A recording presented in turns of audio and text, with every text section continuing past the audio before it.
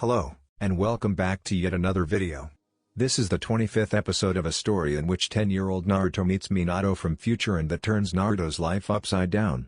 As Naruto lives a happy life in which he is trained by Minato and later Kushina too. After you've finished watching, please like, share, and subscribe to the channel.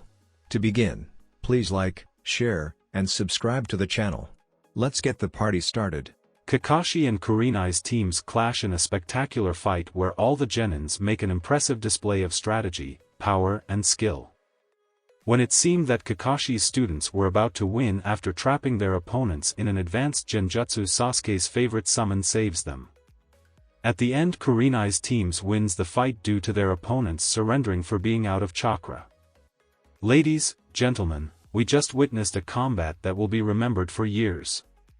An applause for the winners, Sasuke Uchiha and Peachy, Sakura Haruno and Shino Aburame, exclaimed Ebisu. The audience responded with clapping and lots of cheers for the winning team. Sasuke, Sasuke, exclaimed several fangirls. Sakura, Sakura, exclaimed lots of civilians, happy to see somebody who was not from a ninja clan as Sakura proving that they could be good ninjas. Nobody exclaimed Shino's name, and if they did they were too few to be heard over the crowd. I'm ignored again, thought Shino. Everyone, please another applause for the other team, they proved that they could have won if circumstances were a bit different. They are Kiba Inuzuka and Akamaru, Yakumo Kurama and Sai, exclaimed Ebisu. Those words were followed with more claps and people calling the other team names. Even Akamaru gets more attention than I, thought Shino. Now that I think about it, that girl's family is named Kurama. What a coincidence, commented Rashi. Why do you say that, Rashi-san? Asked Ebisu. Because that's exactly how the shit flinger calls the Kyuubi, responded Rashi. All those who heard the commentary were speechless, especially Yakumo's relatives. They are named like the Kyuubi? It must be a coincidence, the fox has a name? What is the shit flinger? Ha. Rashi Ajizan calls Son Goku shit flinger, thought Naruto. Sai put a hand protectively on Yakumo's shoulder, who was too shocked to say anything. It must a coincidence. My clan never had any relation with the Kyuubi. The Kyuubi is called K Kurama, babbled Ebisu. Yeah, Gyuki said that the old man gave him that name, responded B. Who is Gyuki? And who is the old man? Asked an even more confused Ebisu. Gyuki is the Hachibi, I'll put him in charge so you can talk with him, said B. What? Wait a minute. That's not necessary, exclaimed Rashi. Those words were too late, an aura of Bijū chakra was surrounding B. Nice to meet you, Ebisu-san, I'm Gyuki, also known as the Eight Tails Bijū. The one that we call the old man is the person that you humans know as the Sage of the Six Paths, said Gyuki. Ebisu almost pissed himself when he realized that he was talking to the second strongest Bijū but managed to keep his composure. And nice to meet you too, Gyuki-san. It was a great surprise for me and for everybody to find out that you Bijūs have names. Did you say that the Sage of the Six Paths gave your names? So it means that he was real, that he was not a myth, said Ebisu, who suddenly realized that he was talking with someone from the annals of history. The thirst of knowledge of the special Jonin specialized in teaching overwhelmed any fear he could have for the beast. Yes, he named us Shikaku, Matatabi, Isabu, Son Goku, Kokuo, Saiken, Chomei, Gyuki and Kurama respectively, said Gyuki. I always referred to mine as the shit flinger and I'm too old to begin to call him with another name, commented Rashi, ignoring the growls and curses that could be heard on his mindscape. I have to take notes about it, said Ebisu. Is there a reason for the sage to choose those names? Yes, he gave us each of our names for a reason. For example, he named the Kyuubi like that to honor his disciple Kurama, a ninja who helped him to create the art of genjutsu and later founded that clan named after him, said Gyuki. See, one of the Raikage's most trusted nins, appeared at their side.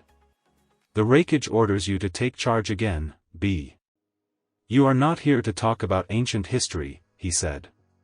And neither to glorify one of Konoha's clans relating them to the sage and the creation of genjutsu, he thought. The Bijū chakra surrounding B's body disappeared, a proof that the rapper was again in charge. "What's going on, C?" asked B. "B-sama, the Raikage says that if you pull a stunt like this again you will have a disciplinary spar with him when we return to Kumo," said C while he vanished. "Oh crap," said B. Meanwhile people was commenting the latest revelations, at least those who were not shocked by them. So the sage was real? Really? The Bijūs can talk. Does it mean that they are intelligent? I never thought that the Kurama clan was so important. Sai looked at Yakumo smiling. So your clan's founder was one of the creators of genjutsu? It explains why you are so good at it. You must be really proud. I mean, the sage himself honored your ancestor, naming the most powerful being alive after him, he said. It's true, this news is one of the best things that could have happened to the clan. Now everybody knows how important we actually have. No other clan can presume of creating one of the main fields of ninja arts, commented Yakumo. Yakumo's uncle for his part was not thinking the same. Damn it! That stupid Bijū from Kumo talked too much. When we allowed Yakumo to participate in the exams we expected her to leave our clan in a good place, as she did, but that big-mouthed cow had to reveal one of our biggest clan secrets. Now we will be considered a more tempting target for enemy shinobi and probably will have to deal with minor nobles bothering us asking Yakumo's hand due to her lineage being more ancient than any of the lords of the elemental nations, he thought. Meanwhile Naruto and Han's teams stepped into the arena. And now comes a very special match. A Konoha team formed by Rock Lee Mato, Hinata Hyuga and Naruto Uzumaki, also called the Prince of Konoha and Jinchiriki of the Kyubi. Their opponents are Iwa's team, formed by Han, the Jinchiriki of the Gobi, Amuro Asaka and Doman Asaka. Why do I have the feeling that I know their names? They are your students, don't they, Rashi-san? Said Ebisu. What? Listen to me, those Asakas are not my students. The only one I gave some training was that ungrateful bastard Han. The only reason I'm the Jonin sensei of the Psycho Brothers is because besides Han I'm one of the few ninjas they fear, said Rashi. Many Konoha ninjas, the veterans of the war, looked in horror at the two Iwa brothers, finally recognizing them. The parents, who were eating some delicious steaks brought by Kushina, stopped eating. I can believe that they released those monsters to participate in the Chunin exams. They should be imprisoned, said Inoichi. What's the deal with these Psycho Brothers? Asked his wife. The Psycho Brothers were a pair of brilliant Iwa ninjas who experimented on themselves with chemicals of their invention to improve their strength, speed, endurance and mental fortitude. At the beginning of the war they terrorized Konoha's forces, causing hundreds of casualties. Fortunately for us, those chemicals turned them into psychopaths who attacked friends and foes without distinction. At the end that Tsuchikage imprisoned them because they were not worth the risk, responded Inoichi. If they are so dangerous, why are they participating in these exams? Asked Kazashi. That's something that only the Tsuchikage knows, said Shikaku. These Psycho Brothers were the ones who slayed all those teams in the Forest of Death, aren't they? Asked Isaribi. Karen nodded. Why yes, my old team and I spotted them when they were killing in a sadistic way a Konoha team. The Gobi Jinchiriki didn't participate, he just looked at them with contempt. We quickly realized that we were no match for them and abandoned the zone, said Karen. But at the end they got you, killed your teammates and harmed you, leaving you in a coma, didn't they? Asked Tamari. Well, the truth is that her team was slain by a bear. AFUCKING bear, exclaimed an angry Kushina. It was a really big bear obeson and I was not a combat type, excused Karen. I don't care, a ninja from my clan can't lose against an oversized plush toy, luckily we already fixed that, said Kushina.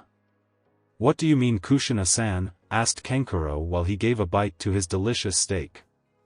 Oh, nothing, I just gave Karen-chan an accelerated training course with Kage Bunshins and sent her back to the Forest of Death to hunt the bear," said Kushina.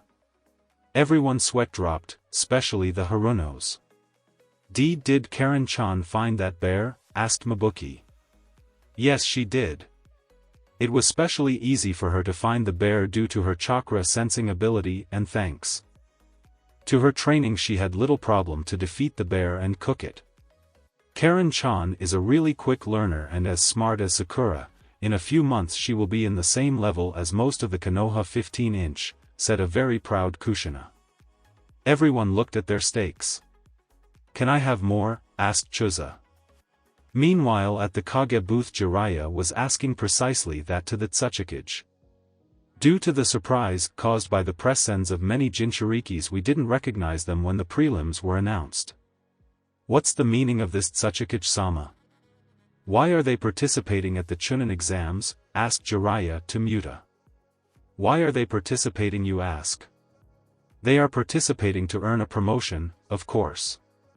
They were experienced genins at the beginning of the war who would have got a field promotion if my predecessor didn't imprison them for being too enthusiastic doing their work."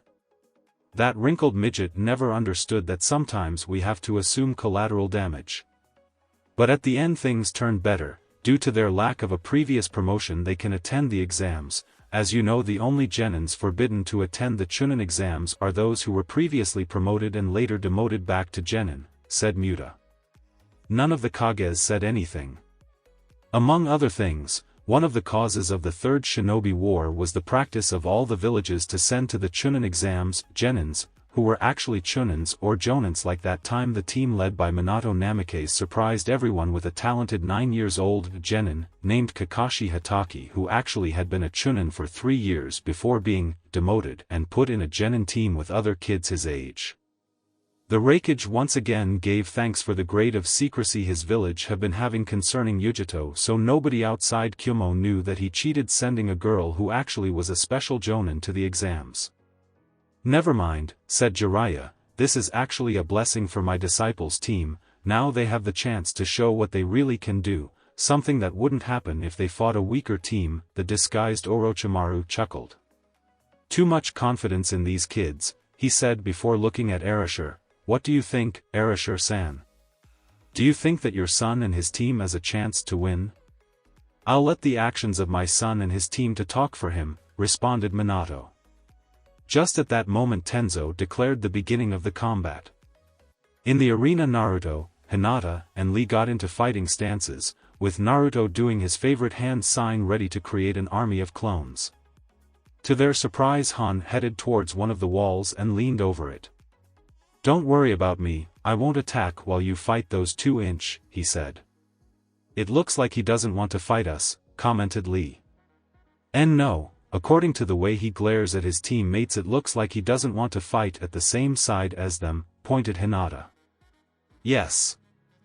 That reminds me what he said after the second exam, that he was not here for his village, that the only reason he is participating is because the Tsuchikage promised to let him leave IWA, said Naruto. Hinata noticed a bit of sadness in Naruto's words. She didn't doubt that he felt bad for his fellow Jinchuriki preferring a self-exile than living in his village. The genins focused their attention in the Psycho brothers. At first sight they didn't look dangerous at all, they had a plain appearance with nothing to remark with the exception of them being identical twins. If it was not for those completely expressionless faces to the point that they were creepy and their IWA forehead protectors, these ninjas could have passed as civilians. Without any warning the whole stadium was filled with killing intent, making most the spectators trembling in fear while others fainted. The brothers' blank expressions turned into cruel smirks, with their eyes taking a bloody red appearance. Suddenly they disappeared and appeared at the sides of Naruto's team and attacked them.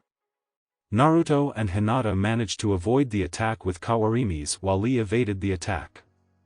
Any normal genin would be dead by now, thought Jiraiya. The main reason the Psycho brothers were so lethal is that their sickening killing intent left most ninja paralyzed and then killed them with their impressive speed before they could react. The spectators who were not affected by the killing intent could see how Naruto and his friends were fighting on the defensive. with Lee blocking or evading attacks and Naruto using a combination of evasion and clone shielding. This is not good. The Psycho brothers are faster than them, and their killing intent is too great. They won't last very longer. They should call the match, commented Inoichi in the stands. You are wrong. Remember the special training sessions that they had with the Hand of Death? All the Konoha 15 got used to fight opponents faster than them, and it is especially true with those three, who sparred with their fathers, the fastest men in Konoha, pointed Shikaku, referring to Minato, Hayashi, and Guy. True, and we can't forget that one of the main purposes of those training lessons was precisely to learn to resist killing intent. After those sessions, dealing with high-ranking ninja and even Bijūs, this killing intent is nothing for them. Even more, it helps them to predict where the attacks will come from, said Hayashi, not hiding the pride he felt for his daughter. The killing intent began to fade, people calmed down and put more attention to the match, which continued with Naruto and Ko fighting on the defensive. The brothers are now focusing all their killing intent in their adversaries. Any normal genin would have fainted or killed himself from it, commented the Kazekage. Nobody said that these genins were normal. Lee is the adoptive son of our best taijutsu specialist Mato Guy. He is being trained to surpass him. Hinata was the heiress of the Hyuga clan until she managed to unify it, and she is one of Tsunade's top students. Finally, we have my own student Naruto Uzumaki, who people began to call the Prince of Konoha and Jinchiriki of the Kyubi. They are probably the strongest genin in this exam, said a proud Jiraiya. The other Kages didn't say anything but took mental notes of Konoha's team.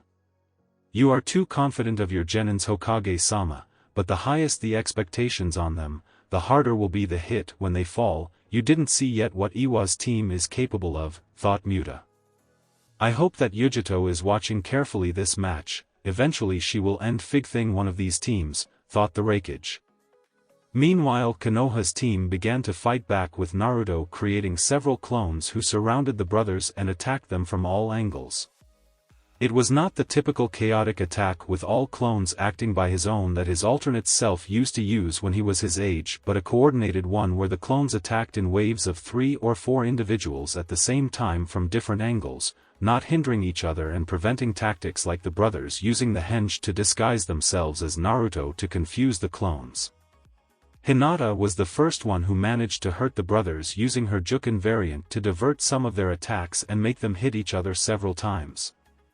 Lee for his part pushed a hidden button on his bracelets displaying 3 metallic claws in each hand that used to keep his enemies at bay. It looks like these guys are limited to taijutsu, and according to what I'm feeling from their chakra, they have some of the gates permanently open without a physical drawback. I need to find out more, thought Naruto. He sends several clones disguised as Hinata and Lee to their sides who distracted the enemy for a few moments.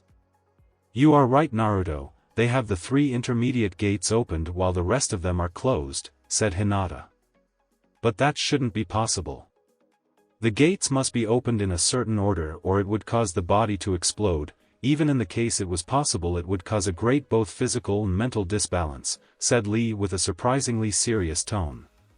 But they did. It must explain why they are so crazy. Okay, I have a plan, said Naruto. Moments later the brothers managed to destroy the last clone. They turned their backs and realized that there was only an adversary left in the arena, Hinata. Without changing their expressions, they charged to the lone girl. Nei-chan, thought Hanabi, wanting to go to help her. Shugohaku Rokujian Sho.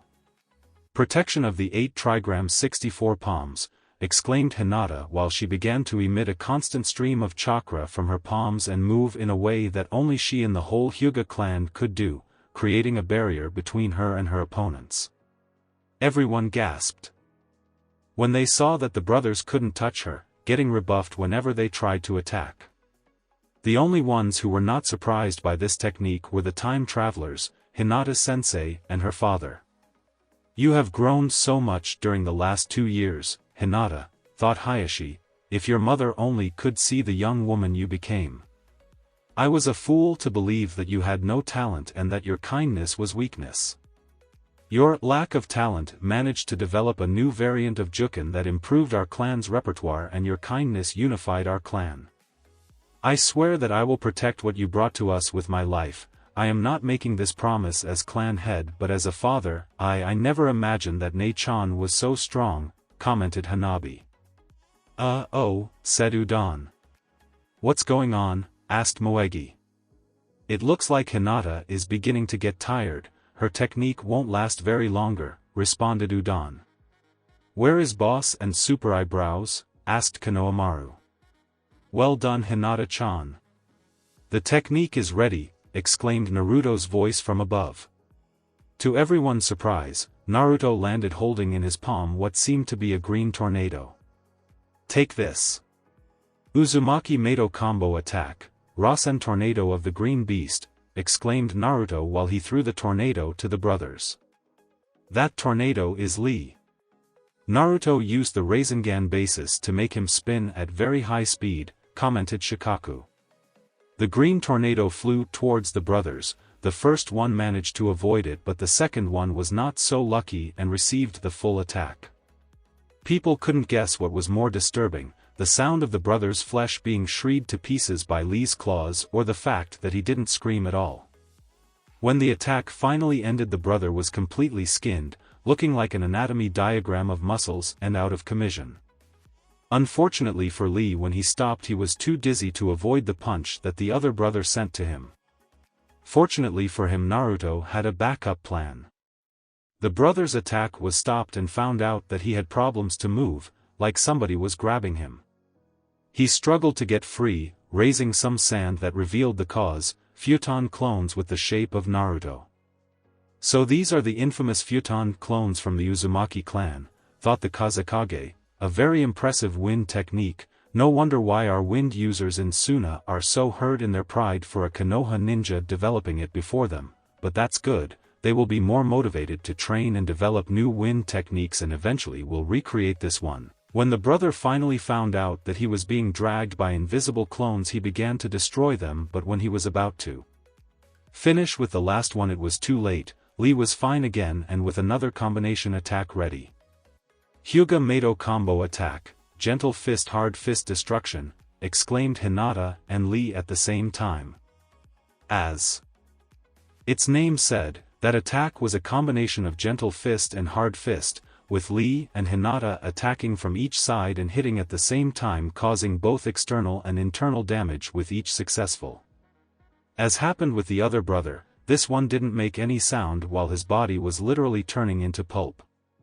Hey 8, you must be really happy. It's hard to create really good combination attacks, but your genins managed to create two different ones combining Lee with any of his teammates. If we had the one that Naruto and Hinata created after graduation, your team has 3 different combo attacks with different effects, all lethal, commented Kakashi while he looked how his college looked with pride at his team. The brother fell to the ground, completely defeated. People began to applaud for the success of the Konoha team. I should call the match for Konoha's team, but I have the feeling that I'm forgetting about something, thought Tenzo. Suddenly, a red blur crossed the arena towards the unaware genin team.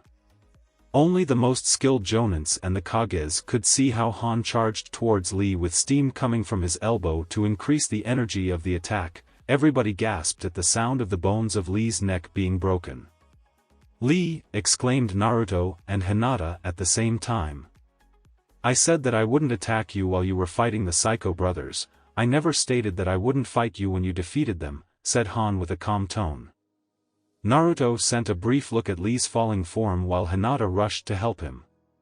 You, said Naruto while his pupils began to turn into slips. Don't worry about your friend, he is alive. I didn't want to have him dead. If your girlfriend is as skilled as Medic Nin as a Tsunade student is said to be, she will manage to heal him completely, but it will take time, meaning that the fight will be only between you and me, said Han. Naruto seemed to calm down. I see. You wanted to fight me and only me. For that reason you waited until the brothers were defeated and took your chance to incapacitate Lee in a way that forced Hinata to take care of him so nobody would interrupt our fight, said Naruto. Han nodded. Yes, that's it. You are completely different from the other participants of this stupid tournament, stronger than any of the other Jinchurikis with the exceptions of Rashi and B. I want to compare your power with mine and see why the fools at IWA want your death, said Han while he took a fighting stance. Naruto put a confident smile and got into his own fighting stance. Suddenly a chain full of spikes what seemed to be made of red chakra emerged from Naruto's right hand. I also want to find out who is the strongest among us. I hope to hide this technique until the finals, but against you it is better to not hold back. Bring it on. Naruto, Lee and Hinata fought against the Psycho brothers, some of Iwa's most dangerous ninjas, and defeated them using a series of combined attacks. However, their victory was short-lived because Han, the Gobi Jinchuriki, took advantage of the situation to hurt Lee so he could fight alone against Naruto while Hinata heals the taijutsu specialist. Naruto accepts to fight Han, creating a chain that seemed to be made of red chakra. The brat is channeling the Kyuubi's chakra through his chain, very interesting but also very dangerous. I wouldn't like to be Naruto's opponent. Being hit with that chakra is like being hit by boiling acid, thought Jiraiya, remembering the training trip with Naruto in the original timeline while putting his hand on the chest where lied the scar that testified it. But Naruto's opponent is another Jinchuriki. Han must have some grade of resistance to that chakra. Things won't be as easy as they seem. The adversaries looked at each other for a while, not sure to make the first move or not. At the end, Naruto made the first attack, swinging the chain towards Han, who dodged the attack. The same happened with the following attack. And the next. And the one after that. For the next minute Naruto kept attacking Han with the chain, who dodged the chain all time while it left scorching marks in the arena. That chain seems to be a really powerful technique, but it looks like that the user didn't train himself to fight with it. He swings it like a rookie, commented the Otokage. In what seemed to be like a reply to the words from the Otokage, the chain suddenly moved by itself at great speed towards Han after he dodged the last attack. The IWA ninja managed to block the chain with his left arm brazier, and to his surprise the chain began to wrap itself around his arm. So Uzumaki can control his chain at will. He was pretending that only could use it like an armed chain in order to catch me off guard, thought Han.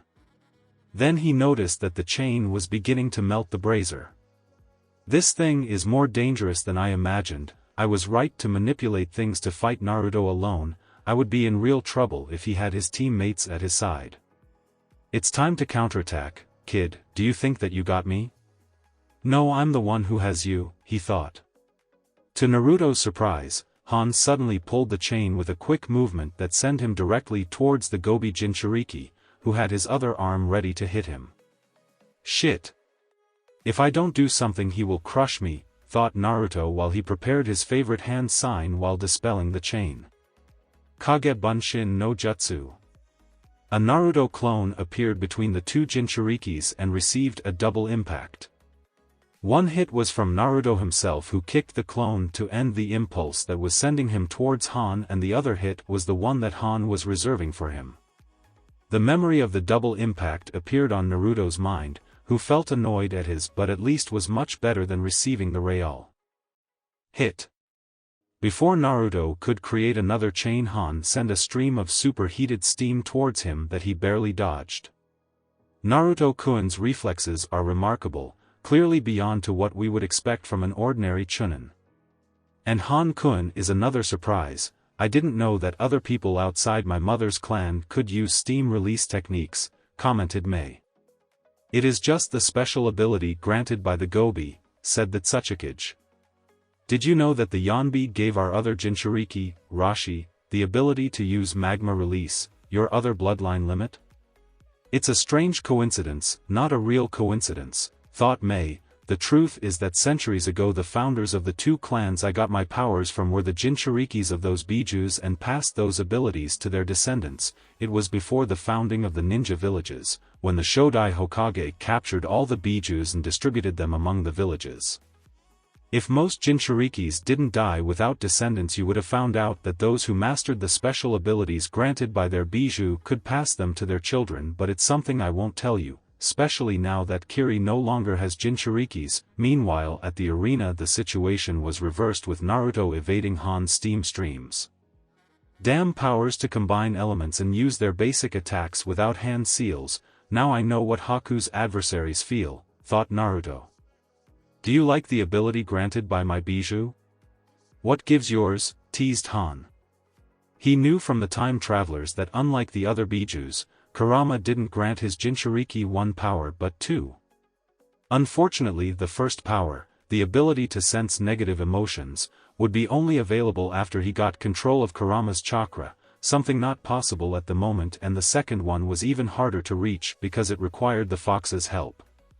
Naruto knew that Mito, the Shodai's wife and the first Jinchuriki of the Kyuubi, could use the first ability but only after years of adding modifications to her own seal to get access to a part of Kurama's chakra without his influence, modifications that his own seal didn't allow.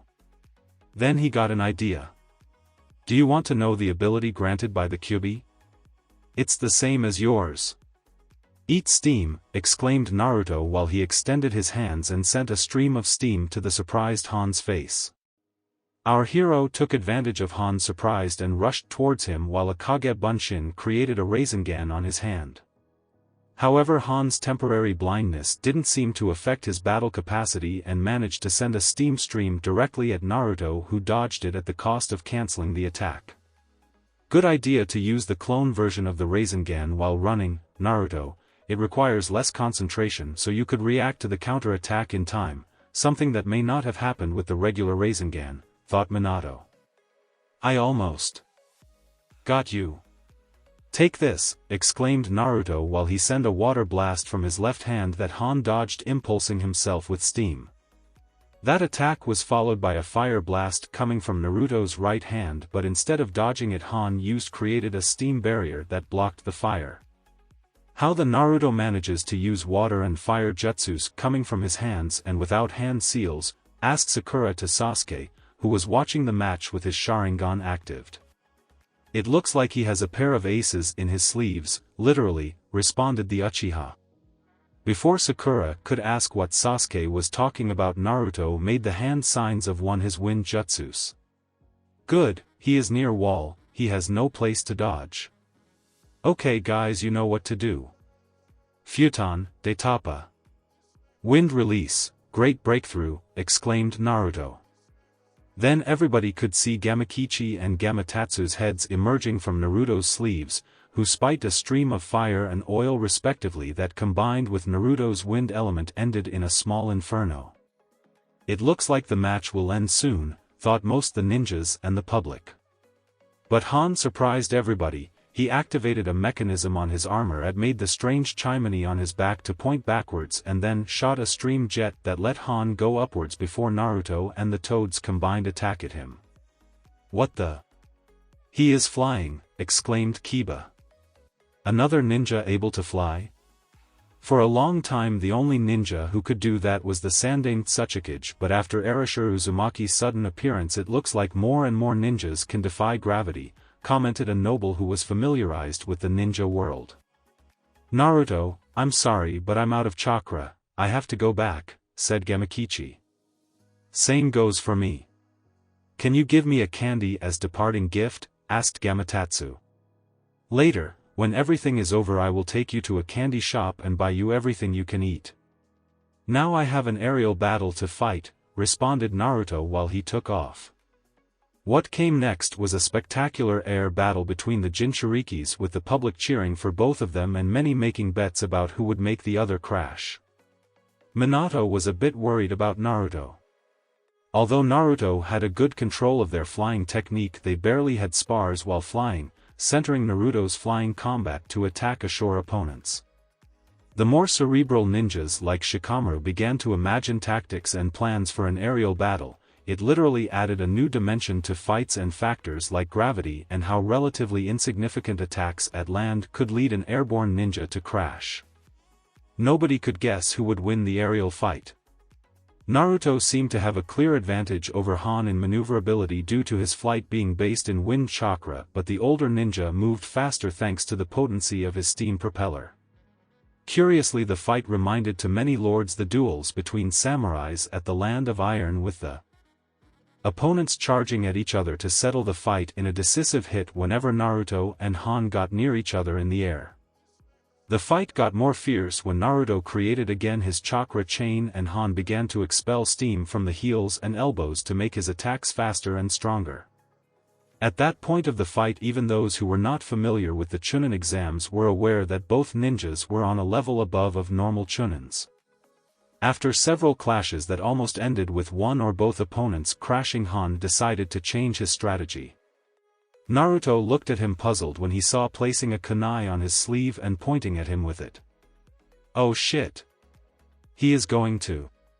The kunai got propelled towards Naruto at inhuman speed, and there was no doubt that it would have passed through him if he was not replaced in the last second with his family's improved kawarimi by a clone that he left disguised as one of the clouds created by Han's propeller. He still got the memories of his clone being punctured by the attack. Here goes my saving card, but the alternative was worse. I will show Han that I also know to play this game, thought Naruto while he prepared his own kunais and placed tags on them. The tags that instead of exploding sent the kunais at high speed, one of Naruto's seal creations he was proud the most. Both jinchirikis shot the kunais at the same time. Clang! The kunais clashed with each other, making a sound that was heard in all the stadium. It was a pure coincidence, the kind that only happened one time in life, but nobody knew, especially the combatants. He intercepted my propelled kunai W with his own one. The only ninjas I know about able to do that are Itachi and Dad, but only with kunai thrown at regular speed and not improved one, thought Naruto. How he did that? Is that the power granted by the Kyuubi, ultra reflexes? I will have to check again, thought Han while he put more kunais on his sleeves. Kage Bunshin no Jutsu, exclaimed Naruto, creating several clones who surrounded him like drones. Then Naruto and the clones began to move in an erratic behavior, and soon no one could tell who was the original and who were the clones. Han for his part created a huge steam cloud that covered him. Each opponent created his own defensive means to adapt to what the fight turned into. Very clever, thought Shikamaru. A steam-propelled kunai was expelled from the cloud, destroying a clone, Naruto, and the rest of clones responded with a volley of their own kunais. None of them made hit.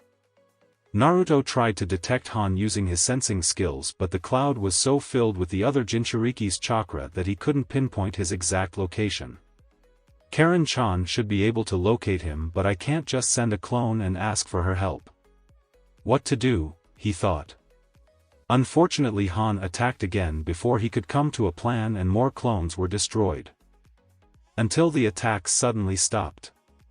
Tisk, I'm out of ammo. I didn't want to show this technique, but I have little choice, thought Han while he began to pour more chakra into the cloud. Suddenly the cloud lit from a brief moment and shot lightning bolt towards Naruto and the clones, destroying some of them. Broom. Oh shit. He can control his own clouds to create mini-storms, thought Naruto. The cloud sent another lightning bolt that destroyed more clones. He. I may not have lighting affinity, but with my steam release I can create and command clouds to do that work for me, thought Han. What?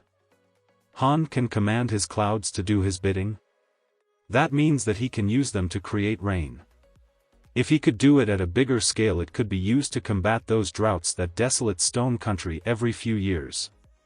I have to convince him to not keep with his plan to leave the village, thought Rashi. The ability to create storm clouds. If I could do that, I could do wonders with the Kiba sword and make reality some of the lighting jutsus I have in mind. What are you going to do, Naruto? Thought Sasuke. As if answering that question, the blonde Jinchuriki extended while a pair of clones began to mold chakra. I just wanted to show this technique during the final match, but I just had the luck to face the strongest opponent now, but it is fine, this is not one of those mangas where the best is reserved for the end and I still have my other secret technique, thought Naruto. Everyone could see a ball with razor edges forming in Naruto's hand. So Naruto already developed that technique? How troublesome, everybody will look bad at his side, thought Shikamaru. Some lightning bolts were thrown at Naruto, but the clones who were not helping with the technique sacrificed themselves as human shields. As soon as the technique was ready, the clones placed the last propeller tags on Naruto's soles, who was sent towards the cloud at high speed. Feel this. Futon Rasengan, exclaimed Naruto. Only the time travelers could guess the effect of the attack. At the time it hit the cloud, it created an impressive tornado that completely engulfed and dispelled it. A pair of figures fell to the ground. One of them was Han, who had a good part of his armor destroyed, revealing half his face, but physically fine due to the cloud and the armor taking most the attack. The other figure was Naruto, who physically looked worse but revealed to be clone with a poof of smoke, while the real Naruto landed while looking a bit exhausted. The Futon Rasengan, a technique between the Rasengan and the Futon Rasen Shuriken. I never understood why you didn't use it more often in the future, Naru-chan. It didn't have the risks of the Rasen Shuriken and was clearly stronger than the Rasengan. I'm glad to see that you also decided to use safer ways and as effective ways to fight, like sending a clone to deal the blow, thought Kushina. Both opponents looked at each other thinking what to do next, while the public cheered for both opponents. The IWA ninja sent an annoyed look to the people who came to watch the Jinchirikis, and a smile formed in the part of his mouth that was visible. "Hey kid, why don't we show these clowns what they want?" he asked. "What are you talking about?" responded Naruto. As response, a cloak of chakra with 4 chakra tails began to surround Han, while his eyes turned blue with a red circle surrounding them, as Kokuo's eyes. Without any word he charged towards Naruto at inhuman speed and delivered a blow that would have killed most Jonin-level ninjas. But the ninja who received it happened to have a similar cloak with a similar number of tails. "Alright, it will nice to let off some steam with Kurama's power, sorry for the pun," commented Naruto, now with his face showing a smile with elongated canines, wider whisker marks and red eyes. What came next seemed a repetition of the final part of Yujito and Fu's combat, but in an higher scale. Both opponents attacked each other without caring to defend themselves, as their chakra cloaks acted as formidable armors. Still, the brutality of the attacks was so severe that not even the chakra cloaks could protect the Jinchirikis completely. Armor pieces fell to the ground and blood was spilled. But the wounds didn't seem to affect them at all. Even more, people could see how the cuts and bruises began to disappear almost at the same time they appeared. The most observant onlookers noticed that Naruto's regeneration was faster, no doubt the effect of his bloodline limit. While the fight seemed to be wild and chaotic, the most experienced ninjas realized that both opponents were actually restraining themselves, not letting all their power out. They must be aware that if they use more power they may lose control of it. Naruto and the other guy showed strategy, power and restraint. Only a completely moron would think that these two are not qualified to be Chunins, thought Shikamaru.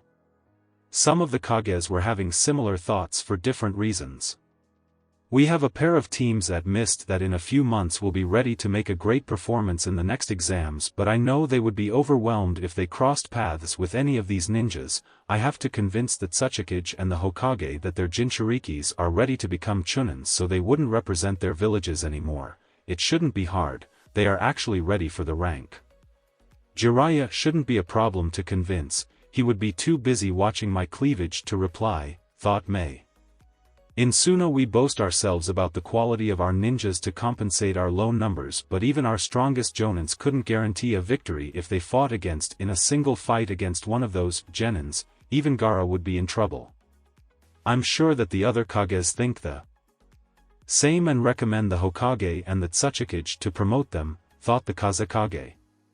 "I have to get in contact with Yujito and tell her to abort the mission," thought A. "My worst predictions came true before I imagined, and the Uzumaki brat is already stronger than most my ninjas including her. We will have to find other ways to deal with him." If Jiraiya and Muta try to come with excuses to not promote their Jinchirikis so they could send them to more exams, I will send missives to the daimyos accusing them of discrimination towards the ones who protect their villages from their tailed beasts. The brutal fight continued until suddenly Naruto grabbed Han and created a chakra chain that settled them firmly on the ground. "What are you doing?" asked Han. "It is just my other backup plan. Remember the aimless swings I did with my chakra chain at the beginning of our combat? I was actually using it to write a seal pattern in the ground that absorbed the Bijū chakra in order to release it in a big explosion," said Naruto while some fuinjutsu drawings appeared in the ground and began to glow with more and more intensity each second. "Wait a moment. The explosion will affect you too, and you don't have clones left to substitute you with that technique," exclaimed Han while he struggled to get free. "I dropped something earlier, it is near the door, I think that you can see it from here," said Naruto. A brief glimpse confirmed Naruto's words, it was a tri-pronged kunai. Boom!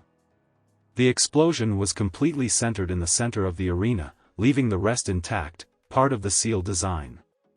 When the smoke cleared, people could see Han lying in a crater with his armor completely destroyed, revealing his full face, while Naruto stood in a corner of the arena holding the special kunai. Many people recognized the kunai and what happened and sent a brief looks at the Kage booth where Naruto's father was. Suddenly sakura petals appeared on the stands and people began to fall asleep. They didn't hear the explosion at the Kage booth. Konoha was being invaded. Naruto faced Han in a vicious fight where both Jinchirikis made an astounding performance of power, skill and strategies that impressed all the viewers. At the end, Naruto managed to pull a trap he set at the beginning of the fight, giving him the victory, but before he could celebrate it, a massive genjutsu signaled the beginning of the dreaded invasion. Flashback. Sound Village. Some days before, Orochimaru was heading towards the pit where he liked to force the prisoners and the subjects of experiments to fight to test their strength while doing his best to ignore the pain caused by Tsunade's poison. "That busty harpy. Due to her damned poison I will have to switch bodies before time and wait for 3 years before getting the body I wanted after the invasion of Konoha. Never mind. I waited for years until I had this chance to invade my former village. I can wait some more time until I have my perfect body. Patience is a needed virtue for an immortal being." Ku, thought Orochimaru while he wondered who would be the prisoner who will have the honor become his new host. When he arrived to the pit, there was a single figure completely unscratched over a pile of dead bodies. Orochimaru's face went from surprise to indignation when he recognized the winner of his battle royale. "What are you doing here? What is the meaning of this?" End flashback. Konoha. Present-day Han opened his eyes and got up, trying to ignore the pain caused by Naruto's trap. "If it was not for the chakra cloak from the Gobi, that explosion would have killed me. The only ones at IWA able to beat me so badly were the Rashi and Inoki. My armor is beyond repair, should call the match, my work here is done," he thought. He looked at Yamato. "Referee, I'm no longer able to fight at my full capacity and my opponent's teammates are back, I surrender," he said. Yamato nodded. "I declare Team Hayate the win." Boom! An explosion came from the Kage booth while at the same time a genjutsu covered the stands, making people to fall asleep. Yamato got on guard and glared at Han. So Muta was not bluffing when he said that he was going to destroy the leaf? "Well, it is not my problem any longer, I'm leaving," commented Han. "Wait, what do you mean with that?" asked Naruto. "Don't you remember what I said at the end of the second test? I was only participating in the exams because the new Tsuchikage promised me that I could leave IWA after them. Now that they are over, I'm no longer an IWA nin, I can travel whenever I like," he said while he took a scroll from a pocket and unsealed what seemed to be a spare armor. Hinata and a recovered Lee got at Naruto's side. "Are you all right, Lee?" he asked. "Yes, Naruto, I'm as good as new. Hinata's youthful care can do miracles, with her at our side wounds are only a temporary annoyance," exclaimed Lee. Hinata made a quick scan on Naruto, she sighed in relief when she found out that he just had some bruises and was a bit winded, something easy to fix with a chakra recovery pill. "I'm glad to see that you are not hurt, Naruto-kun, please take this to recover," she said while she handed Naruto a pill. Han looked at Naruto's teammates, especially at Lee. "Tell me, why you didn't help your teammate, you were recovered before the match ended," he asked.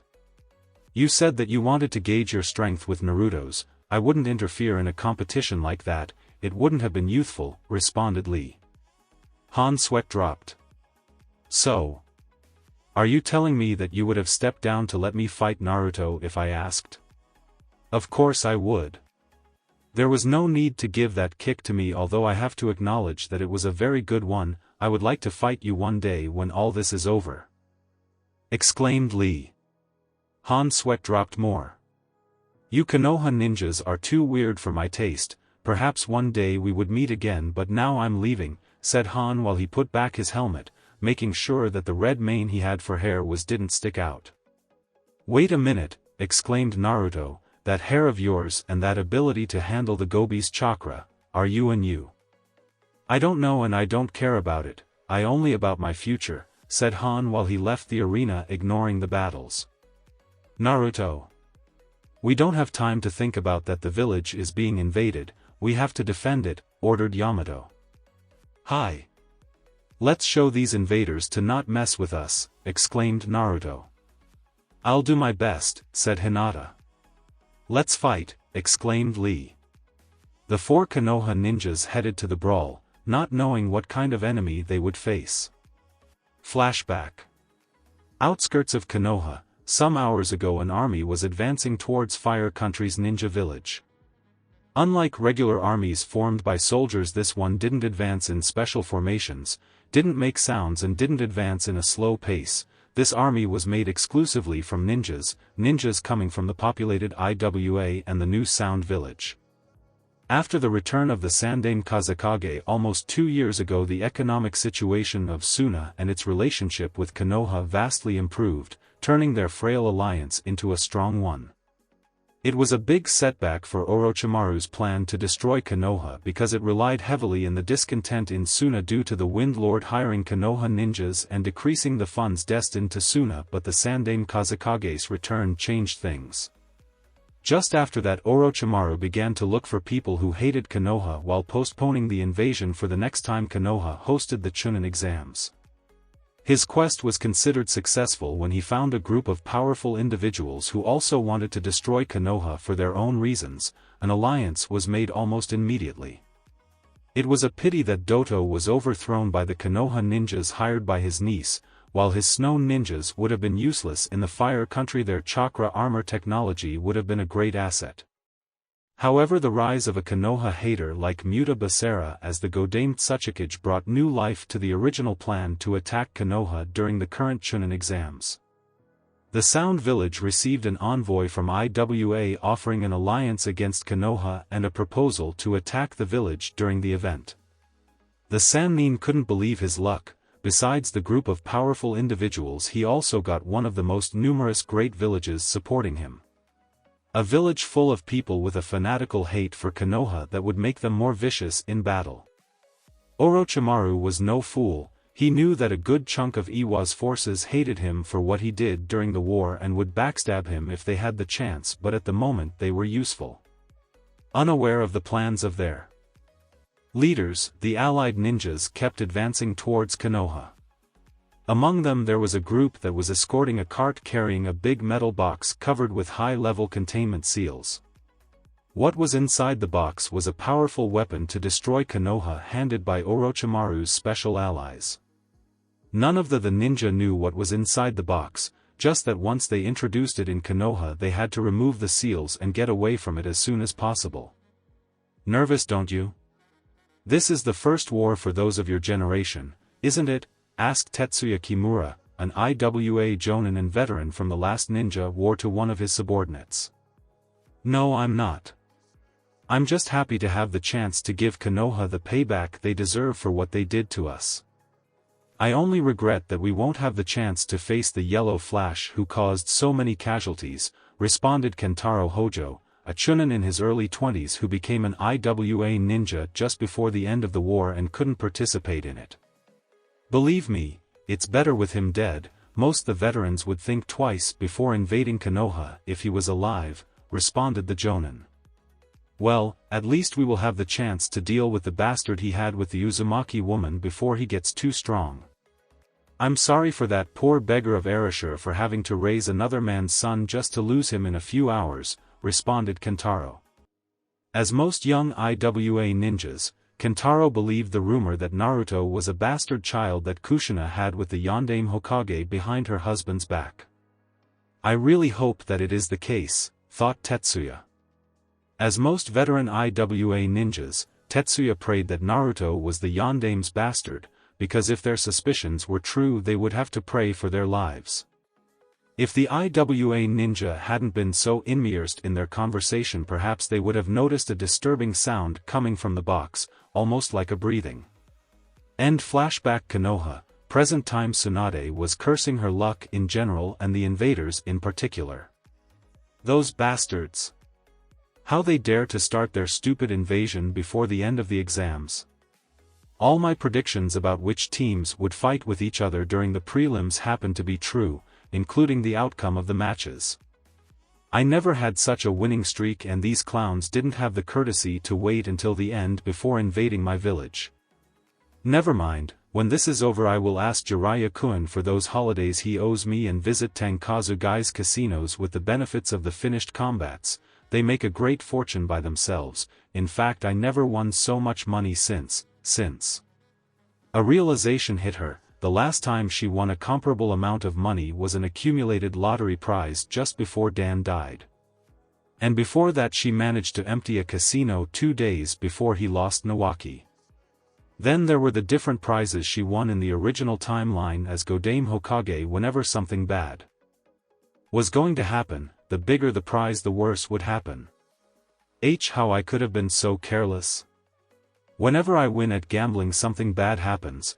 I thought that my good luck was due to the invasion we have been preparing for, but such winnings means that something really bad will happen, worse than Orochimaru's army. Almost as response to her thoughts, a Konoha ninja holding an envelope appeared beside her.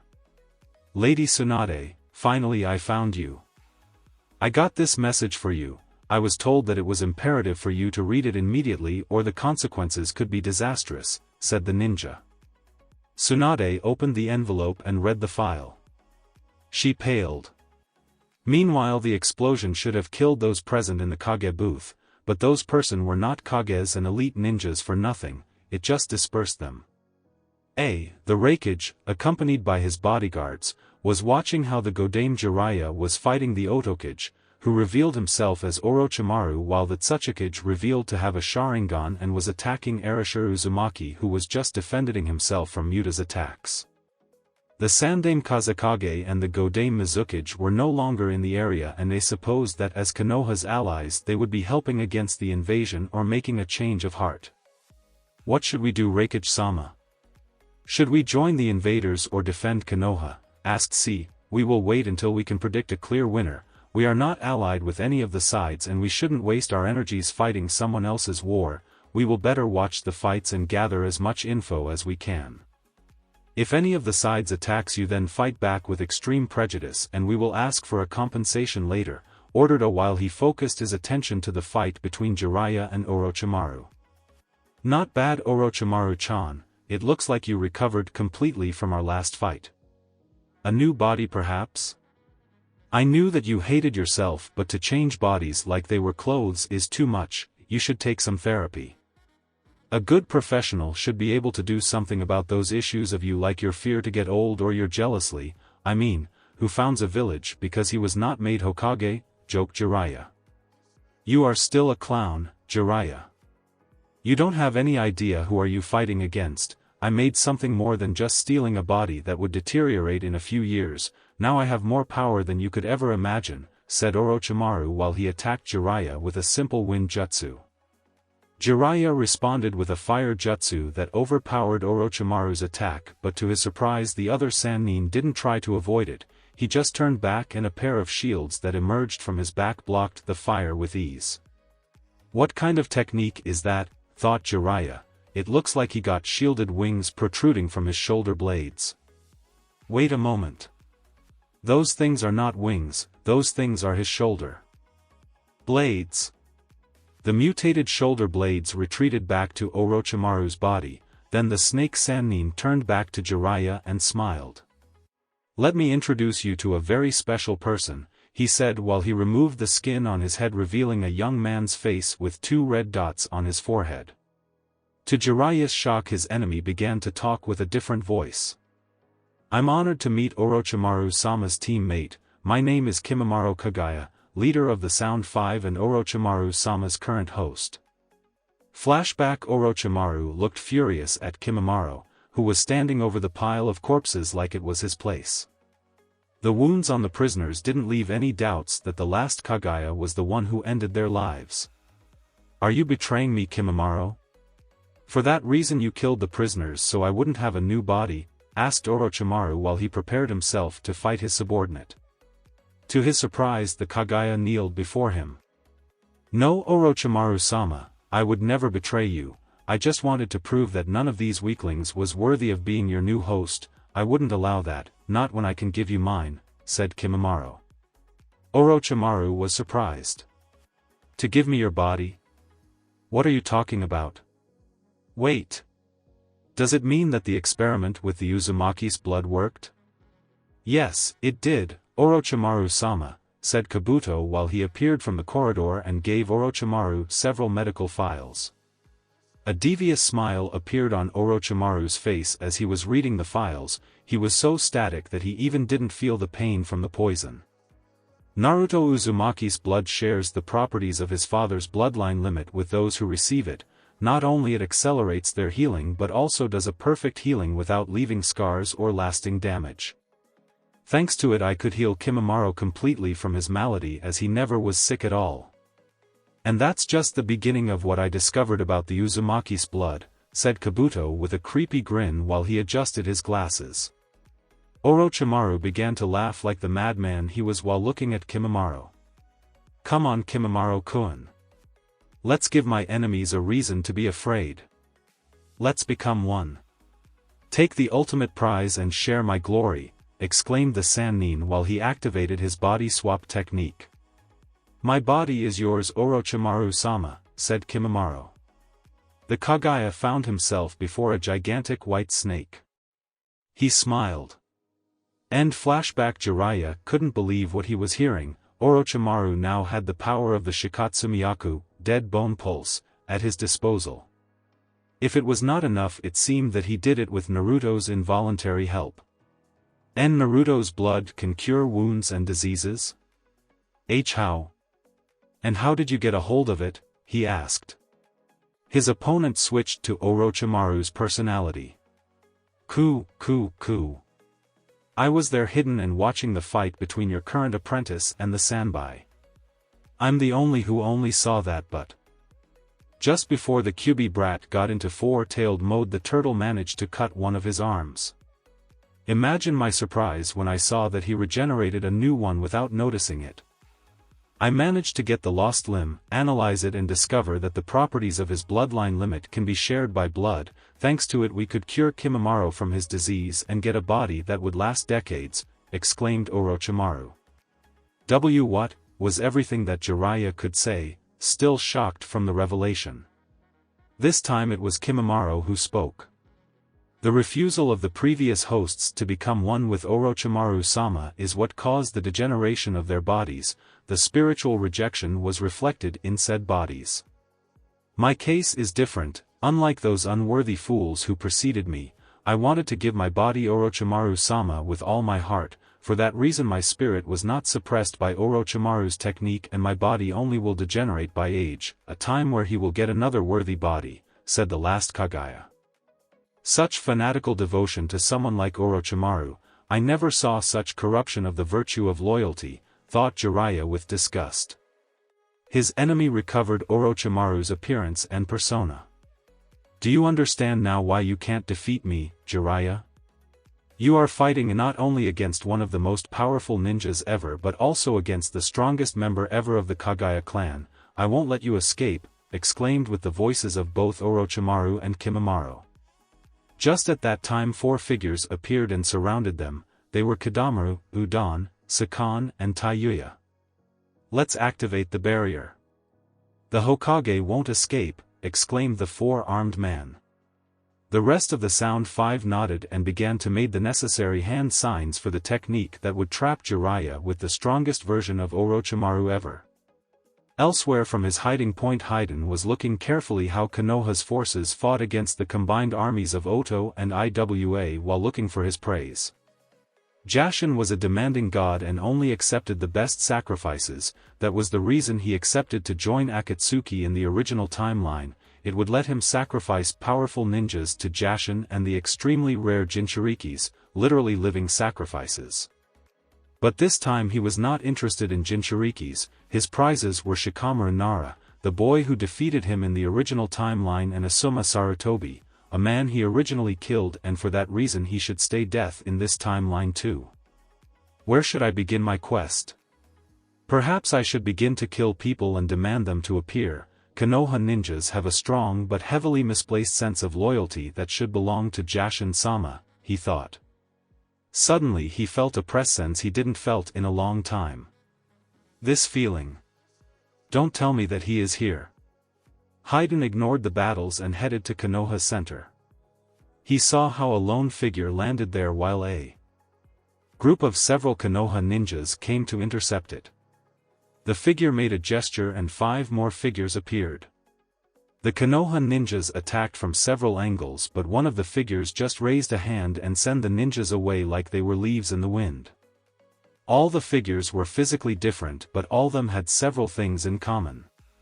The black cloaks with red clouds. The orange hair.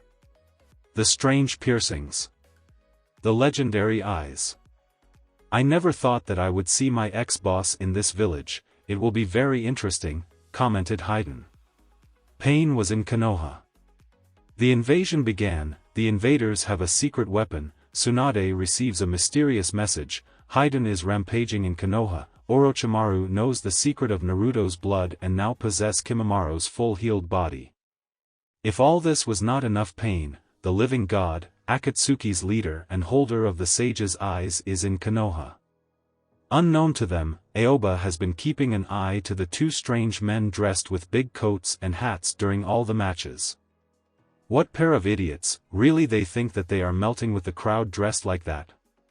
They should have used a regular henge as I'm doing. They must be really weak and incompetent shinobi to disguise themselves like that, thought the special Jonin. When the massive genjutsu got activated and got most people asleep, Aoba dispelled for himself it and made his move on the suspects. Really, you thought that you were going to deceive us with those stupid disguises? Surrender yourselves or else, he cried. The shock caused by the ninja's outburst was enough to prevent the coated persons to be affected by the genjutsu that would have put them to sleep. Kia! Cried several children's voices. The suspects threw away the coats, revealing themselves to be actually the Konohamaru Corps and a small Hyuga child that Aoba recognized as Hayashi's youngest daughter. In normal circumstances Aoba would have managed to calm down the children and escort them to a safer, but unfortunately a pair Iwa ninjas appeared at his side and had to defend himself. Not many people knew it, but Aoba could be considered a weaker, less talented and more friendly version of Itachi Uchiha, and without the Sharingan, of course. The Iwa Nin were low Chunin level at best and Aoba could defeat them with little trouble, but when the fight was over the kids were nowhere to be seen. Meanwhile the other Konoha ninjas who were hidden among the spectators began to attack the invaders, who didn't expect such resistance.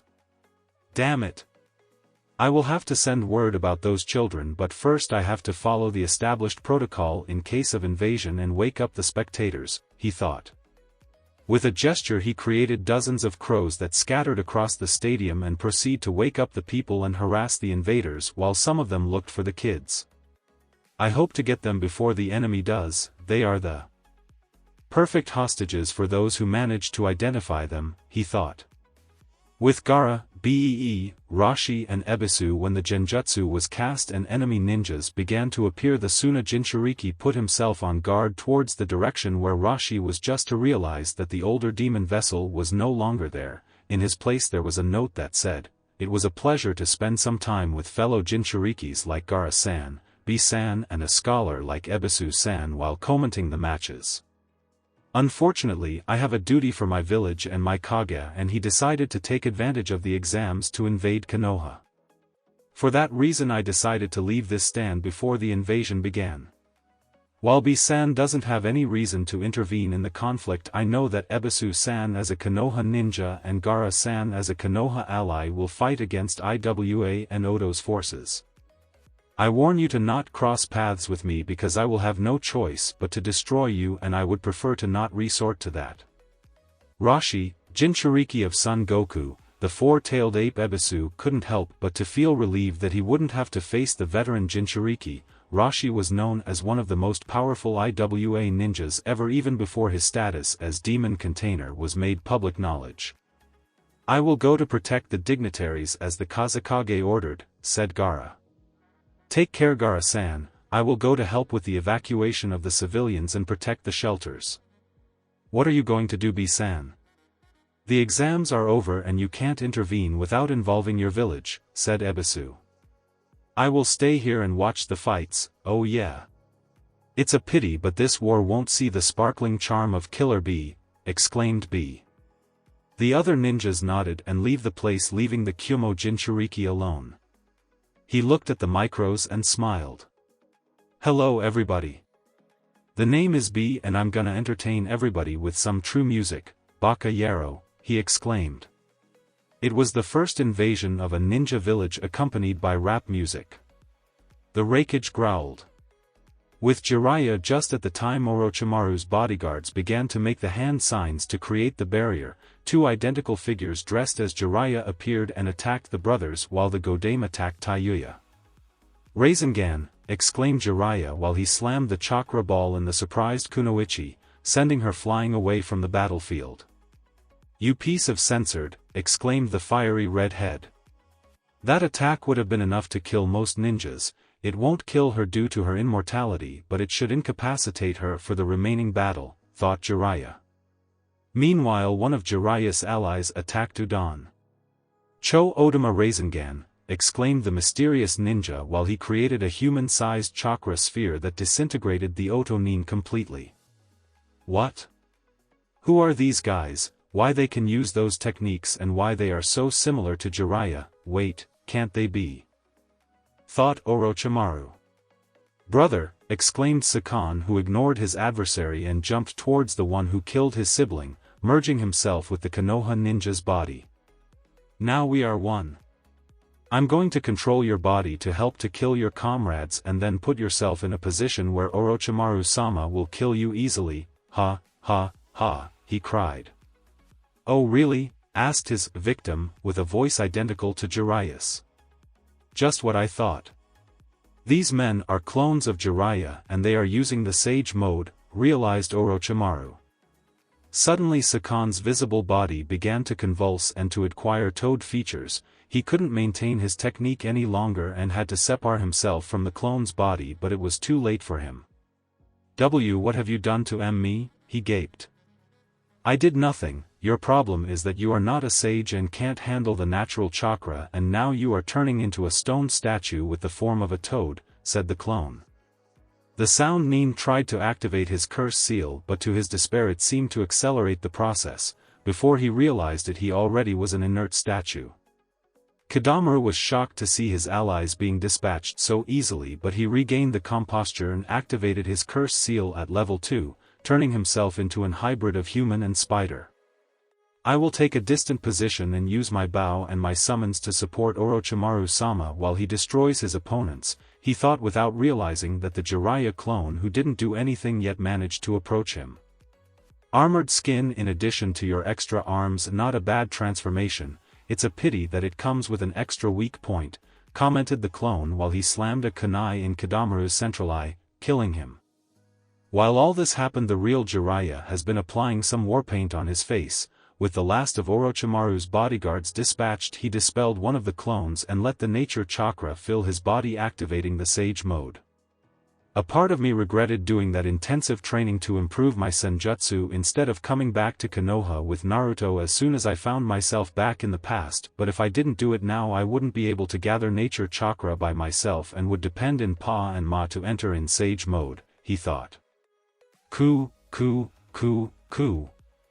So that's your infamous Sage mode? You look more ugly than usual. I'm not surprised that you didn't want to show it to anyone, mocked Orochimaru. Jiraiya ignored the snake Sannin's pun and decided to counter with his own. Oh, you think that I hid my Sage mode because I look like an awesome toad? I'm sorry, but that's not the case. I didn't show the Sage mode because I didn't like how I looked, that was actually the reason, but I won't admit it before you, but because I didn't want to offend your feelings with my superiority, but now that we are enemies I don't have any reason to hide it, said Jiraiya. Huh, what a pathetic excuse, even with Sage mode you are no match for me, and now that I have Kimimara's body and his bloodline limit, the power gap between us is bigger than ever, said Orochimaru. Why don't you prove it to me, Orochimaru-chan? Are you afraid to find out that Sensei was right when he made me his first choice to be his successor as Hokage? Asked Jiraiya. That reminds me that I have to kill that old fossil once I end with you, said Orochimaru while he charged Jiraiya with the Kusanagi in one hand and a bone sword in the other. Jiraiya didn't say anything and charged towards his former best friend. Before the day ended only one of them would walk away alive. With Minato have to acknowledge that the Tsuchikage Muta was a really powerful ninja, not at the level of Inoki at his prime but still a S-class ninja and with a Sharingan that made him really dangerous. Since the beginning of the fight between the two Kages it has been Muta attacking Minato with a great variety of jutsus, with Minato being in the defensive while trying to convince Muta to stop fighting and talk. Unfortunately for Minato, Muta didn't want to refuse to fight and kept attacking him. Unfortunately for Muta, Minato was definitely faster than him and could teleport away from Muta's attacks. Muta, please believe me, Orochimaru and Madara are using you and your village for their own purposes. The first one just wants to fulfill his petty revenge and the other wants to obtain the tailed beasts to enslave us all, said Minato while he dodged an earth dragon created by Muta. The Tsuchikage finally spoke. And? I'm perfectly aware of Orochimaru's plans. I know that he will betray me at the first chance. I will let him get his revenge and then kill him when Konoha is in ruins. We IWA ninjas didn't forget what he did to us during the last two Shinobi wars. We are using him and his village for our own purposes, not the other way. About that guy who pretends to be Madara, I know about his moon. I plan to use the moon to activate a super genjutsu with the power of the tailed beasts. That's the most ridiculous thing I ever heard. I just pretended to go along with his plan and accepted this Sharingan because he seems to have control of Akatsuki and two tailed beasts. When the time comes we will deal with him and use the beasts to turn ourselves into the strongest village, but Konoha won't be there to see it. Enough talk. Fight me, Yellow Flash, exclaimed Muta with a bloodthirsty smile. Minato sighed. Damn you, Madara, you are sabotaging the Shinobi Alliance even before it exists. This is not the same case as when Orochimaru killed the Yondaime Kazekage and impersonated him. IWA is not being fooled. No matter what the result of the invasion will be, it will be definitely harder to establish another Shinobi alliance to fight Akatsuki, he thought. Suddenly a new player got into the fight. Muta recognized him as Hatake Kakashi, also known as Sharingan Kakashi, as the Copy Nin, the White Fang's son and the Yellow Flash's star student. Erasure-san, ninjas from both IWA and Oto are entering Konoha from several sides. Their combined numbers almost double our own forces. There are also reports of gigantic snakes and other summons approaching Konoha. We will have to use the contingence plan A2. Your wife and your son already took their positions, said Kakashi. Muta was grinning. Oh, don't worry about keeping the charade, Kakashi. I already know that Erasure is actually your sensei. Minato, now you know what you are fighting. We practically outnumber you 2-1. I will be generous and will give you the chance to surrender yourselves to our forces. We won't destroy the village and will leave the civilians alone, but you and all the high-rating ninjas from Konoha will return with us to our village as prisoners where you will be tried for war crimes against IWA. I'm sorry, but your son will have to come too. You shouldn't have made him a Jinchiriki and teach him your techniques. We can't spare him. What do you say, Minato? Some ninjas are an acceptable good sacrifice for the sake of the whole village, said Muta, imagining that Minato would accept due to his nature as Konoha shinobi. Sorry, did you say something? I was just telling Sensei that there were sights of men wearing black capes with red clouds and piercings and we couldn't pay attention to you, said Kakashi while keeping an hip attitude. Muta's sweat dropped. So he is here in Konoha? I will have to find him before things turn worse. Deal with the Tsuchikage in my place, but don't waste too much time. Your abilities may be necessary elsewhere, said Minato while he prepared to disappear in a yellow flash. Wait a minute. I'm your opponent, I won't let you leave this place alive, exclaimed an enraged Muta while he charged towards Minato. He didn't reach him. Why, you coward bastard? I will find you and destroy you. Why, you won't get away with this, exclaimed Muta while he trembled with rage. A hand grabbed his arm. TCHK, TCHK. Didn't you hear what Sensei says? I'm your opponent now, you will have to fight me first, said Kakashi. Ha!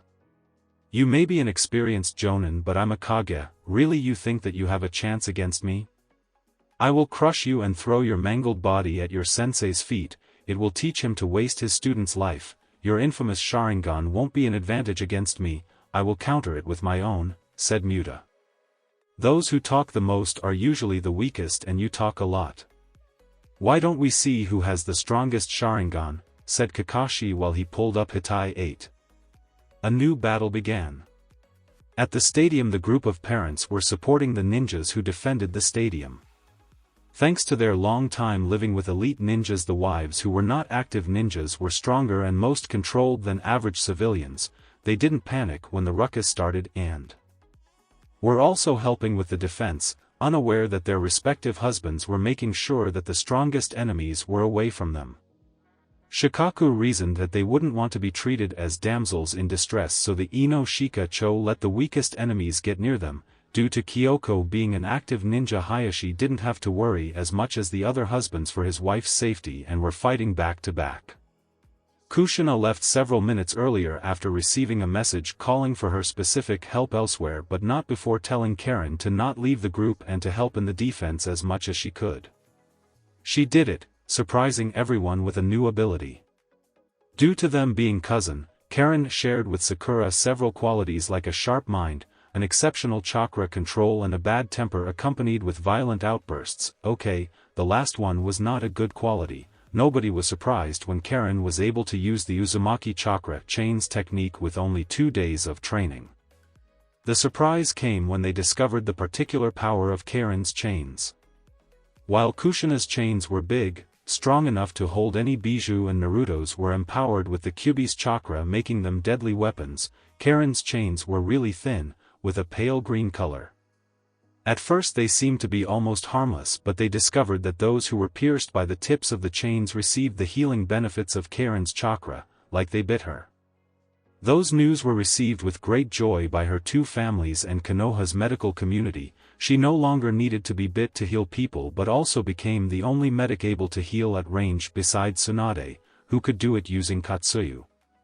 Unfortunately, it made her a priority target when the enemy ninjas noticed that the Konoha kunoichi with glasses who seemed to backstab her comrades was actually healing them. Luckily for her, said comrades made her protection a priority too. Isaribi was in her battle form, giving the invaders a good run for their money. At first the girl was reluctant to transform, fearing that people would freak out when they saw her, but to her surprise Konoha civilians didn't panic or glared at her when she changed her appearance. Then she remembered what they told her when she arrived at Konoha and fixed her human form, in a place with people able to turn into 36-foot giants, mind-walkers, human hives, or people able to fuse with dogs to turn into gigantic two-headed dogs. Her transformation was almost lame. That acceptance gave the girl the desire to defend her new home with all her strength.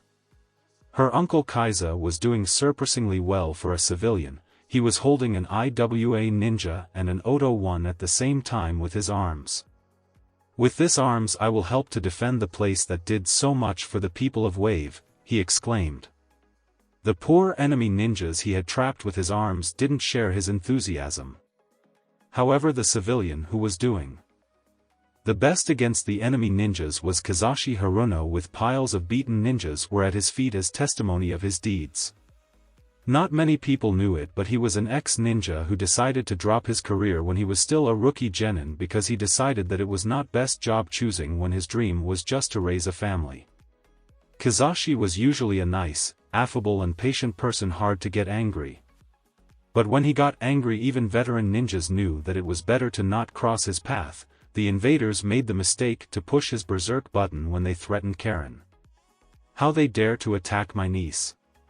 I will show them too, not with my family," Shanaro exclaimed while performing a suplex with an IWA chunin. "So now I know where Sakura's inner personality came from," thought Inoichi. Inoichi?" asked Chuza while he clubbed an Oto nin. "Yes, Chuza," responded the Yamanaka. "Did you know that Kazashi-san was so strong?" asked the Akimichi. "I think that he was the rookie of the year of his graduation class and one of the most talented ninjas ever produced in the academy." The Sandame even commented that if Kazashi had been keeping progressing as a ninja, he could have become Kage level. "It must be true, look how talented is Sakura," responded Inoichi. "Stop chattering and keep fighting," interrupted Shikaku. "Kazashi is getting a great body count, we can't stay behind. It is bad enough that my wife complains about Mabuki's husband being most time at home and being so attentive. I don't want to have her nagging that Kazashi is better at our job than ourselves." The other men couldn't help but to agree with him and resumed the fight with more ferocity. The enemy was reminded of why the Ino Shika Cho team was so feared. With Naruto, the summoning jutsu was one of the most feared and powerful ninja techniques ever due to its versatility. A smart and skilled summoner could easily counter his weaknesses and disadvantages summoning the appropriate creature. For example, a ninja with earth affinity could surprise an enemy with lighting affinity just summoning a creature with wind affinity. One with average taijutsu could summon a creature skilled in closed, and one with poor genjutsu could summon a creature that could cast it for himself. Unfortunately for most ninjas, it was an inaccessible jutsu. Even the smaller and weaker summons required great quantities of chakra that the great majority didn't have. It also required a decent chakra control to summon the exact creature they needed, and finally the user had to earn the trust of the creature summoned or resort to genjutsu to control them. Only a few summoners, usually elite Jonin level or Kage level, were able to summon the strongest and/or biggest creatures. The rest of summoners needed the help of other ninjas donating their chakra to summon them. That's how the joint army of IWA and Oto brought their summons to the invasion. Most the defenders couldn't defeat in a straight fight the invading creatures, consisting of gigantic snakes, gigantic lizards, and even gigantic bees from the Kamizuru clan, so they were holding them back, evacuate the remaining civilians and using traps and teamwork to fight them. Naruto's team with their sensei Hayate and several high-level Konoha ninjas were fighting some of the strangest summons they ever saw. Lee and Hinata were in top of a gigantic two-headed turtle summoned by the taijutsu specialist thanks to his special C, while Naruto and Hayate were on top of Gamaken's head. "I don't know why my future self barely used this awesome jutsu," thought Naruto. He could have won many of those battles where he struggled if he just used this jutsu more instead of relying all time in Kage Bunshin and Rasengan. I understand that he didn't want to use it at the beginning when he couldn't choose the toad who would appear. That's one of the things he fixed during the training trip with Ero Sennin, so he became able to summon the toad he wanted. For that reason I find so strange that after his return to Konoha it looked like future me forgot that he could do the technique, almost if there was an omnipotent being that wanted to nerf him in order to make his battles more interesting. An attack from the enemy interrupted his thoughts. He focused his attention to his opponents. The enemy summons were really strange and scary, like the multi-headed dog that could divide itself into others, the strange drill-headed bird, or the giant centipede. But the most disturbing thing about those summons were the multiple black rods piercing their bodies and their Rinnegan eyes. "Naruto, I found the summoner, he is on top of the small building at our right side," exclaimed Hinata. The Jinchiriki turned his eyes and saw the summoner, a man with the Akatsuki cloak, orange hair and the same piercings and eyes as his summons. Naruto recognized him as the original Animal of Pain, the official leader of Akatsuki. "Naruto, listen to me," said Hay-8, "according to our data from the future, this enemy is one of the most dangerous paths of pain. With him alone there is a slight chance for us to defeat him, however in case another path appears your orders are to take your teammates and leave the place, not turning back. Don't see it as abandoning your comrades, you have to protect the Kyuubi and don't let them put your hands on him. Your future self may have defeated Pain, but at that time he was already stronger than Hokage-sama. That's not the case yet, Hi-sensei," said Naruto, hoping that they won't be in that situation. "Uzumaki Naruto," said the Animal Path, "come with me and I will let your comrades and your village in peace. Resist and I will have no choice but to resist." Before Naruto could respond, a joint group of Oto and Iwa ninjas carrying a huge metallic box covered with lots of seals arrived to the scene. "Hey look, it's Uzumaki Naruto, the Prince of Konoha. The Tsuchikage wants to bring him to Iwa as prisoner," said an Iwa nin. "Wait a minute. Orochimaru-sama also wants him. He said that his blood has the healing properties of his bloodline limit and is the key of immortality," said an Oto nin. "Stay away, my fight is not with you but Uzumaki Naruto is mine, I will destroy anyone who gets in my way," threatened the Animal Path. Our hero didn't hear that, he was in shock after hearing the words from the Oto nin. "What? Orochimaru knows the secret of my family's blood? I thought that having To deal with Pain during the invasion was bad enough, can things turn worse?" thought Naruto. "Yes they can," said the goddess of fate while the enemy ninjas opened the box. The poor Oto ninja who did the stupidity of standing before the box didn't have any chance. A blur emerged from it and before he realized it he was literally broken in half by the creature.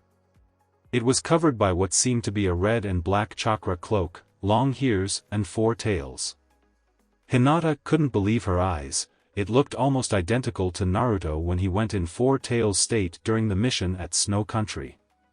Everyone also felt the creature's oppressive and violent chakra. The Konoha veterans recognized it immediately as the Kyuubis. Said ninjas gave nervous glances at Naruto and to the creature, asking themselves what was going on. "Oh crap! I know who is that, it's Sora, the pseudo-jinchiriki," exclaimed Naruto. As response to hear his name, the pseudo-jinchiriki roared and charged towards him. Elsewhere, a joint group of invaders were passing through Konoha Street when they crossed paths with a group of young Konoha ninjas escorting a group of civilians who were heading towards the shelters. Well. It looks like this is our lucky day, a group of rookies and civilians against veterans from the last war. Orochimaru-sama will pay well for lots of varied test subjects, said the leader of the group with a dirty smile. Stay away. These persons are under our protection and we won't let you touch them, said Ami, a recently graduated purple-haired genin who used to bully Sakura when they were little. The old Ami would have dropped her weapon and flee, abandoning the civilians, but she was no longer the coward kid who abused those weaker than her. The extra year at the academy when she failed the real test was a great cure of humility for her, especially when after she found out how powerful became Sakura. Tough, she was really grateful that the pink-haired girl completely forgot about her. She would have preferred to deal with Sakura than with these ninjas. The leader made a step towards her when the body of an Oto ninja dropped between them. 2 options.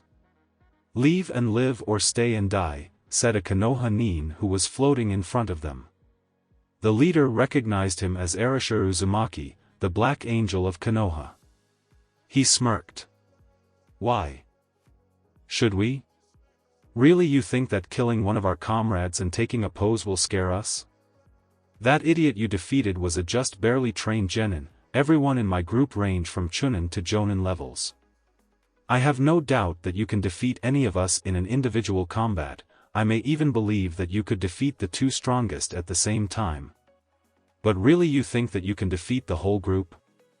Don't make me laugh, you fool, exclaimed the leader while his henchmen laughed. Suddenly hundreds of identical seals appeared in the street, ground, walls, trees, everywhere. In a flash 2 of them were dead in the floor. Who the hell do you think I am? Asked Erasure. Nobody laughed. I am the man who Iwa's mothers said that would come for their children if they didn't behave, he said, appearing in another place while 3 more fell. That jutsu. It can't be, babbled a veteran from the war. He was dead. They told us that he died during the Kyubi attack, said another. I am the ninja with a flee on sight order in IWA, said Erasure, making another pass with more invaders falling. It's him. Retreat. The invaders tried to escape but it was too late. Erasure continued with the massacre. I am the matter of your nightmares. I am the one who came back from the dead. I am the Black Angel. I am the Yellow Flash, exclaimed Minato while he removed his mask and ripped his black outfit, revealing a standard Konoha uniform and his famous white jacket with red flames. I'm Minato Namikaze, the Yondaime Hokage. Erasure Uzumaki is dead. Long live Minato Uzumaki Namikaze. That's it for this video. I hope you all enjoyed the video. Don't forget to like the video, subscribe to the channel, and follow me on my other social media accounts. Anime God here, and I'm signing off.